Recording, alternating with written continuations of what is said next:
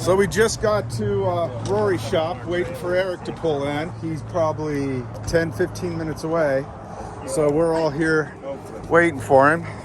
Fab Rats crew is here with Rory. We got Gabe, Chris, Ari. You guys saw her in the last video. Little seat cover, mama seat cover, pacing back and forth because Eric hasn't, we haven't seen Eric in 4 days.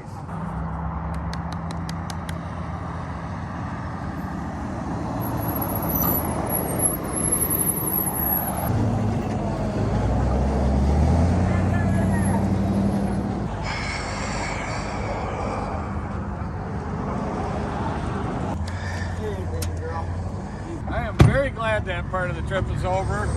Glad I'm finally here. I don't want to go through that again.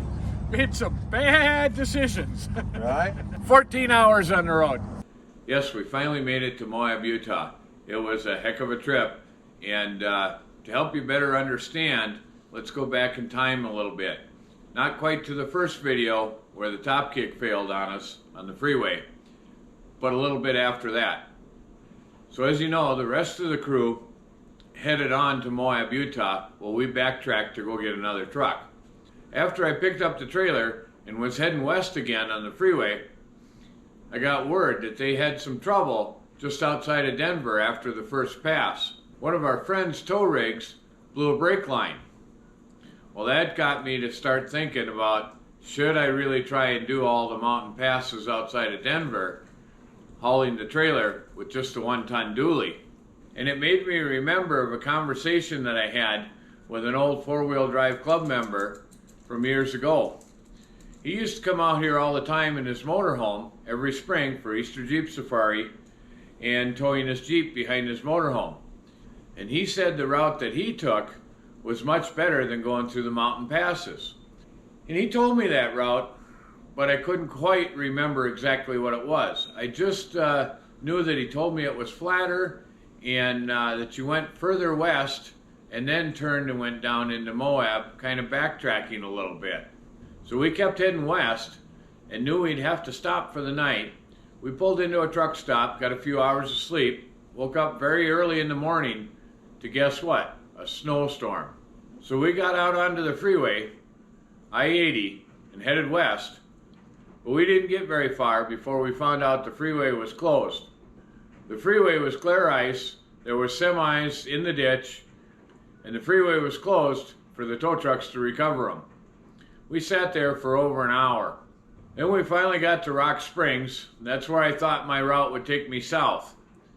So I turned south, and boy, that wasn't the route to take. It was very pretty, took us through a flaming gorge, which is absolutely gorgeous, but that's not the place you want to be with a 45-foot trailer behind a 1-ton dually.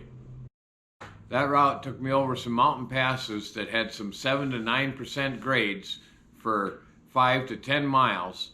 The sign at the top of the passes said maximum 30 miles an hour for rigs over 10,000 pounds and multiple switchbacks. The switchbacks were labeled at 15 miles an hour.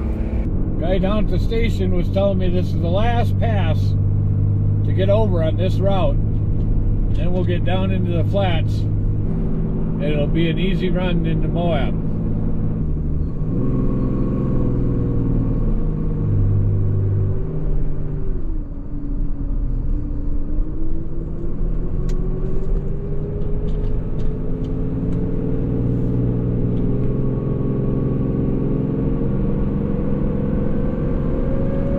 Looks like it wasn't an easy run for him.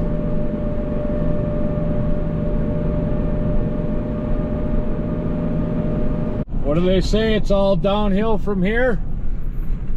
Check it out.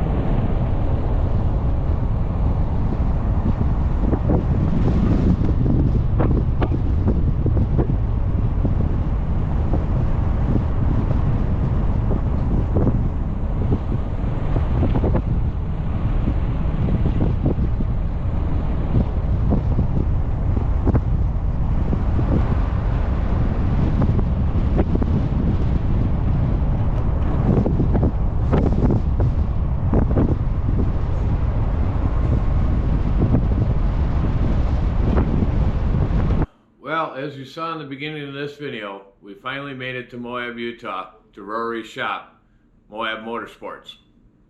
We unloaded the wrecker, and now it's time to have a little fun with our friends. Thanks for watching, BSF Recovery Team. Keep wheeling, be safe out there, and maybe we'll see you on the trails.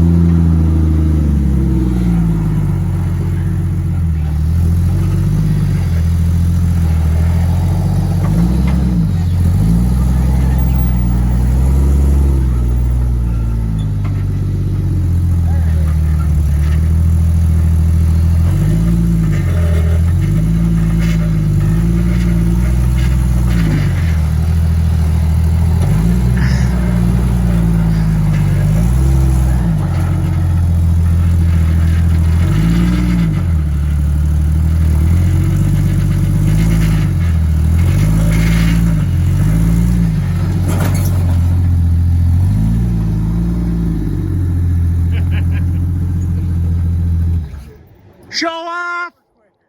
An old 1960 CJ5, I used to climb trees like that, flopping on the side. Right? This poor thing. She's been over more than a few times. Yeah.